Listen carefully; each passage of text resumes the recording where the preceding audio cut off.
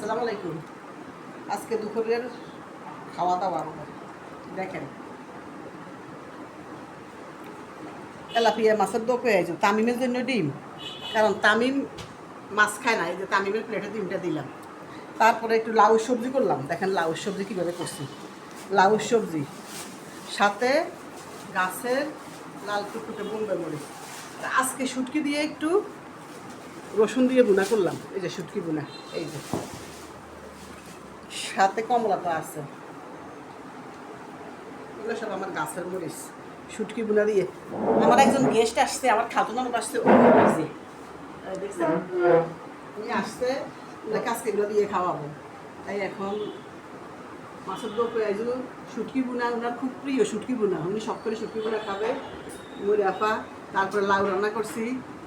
এই যে আমার ছেলের প্লেটে ডিম দিছি, সাথে তো মরিচ আছে।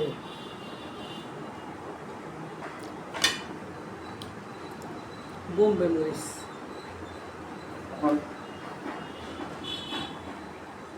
এটা কি, এটা কি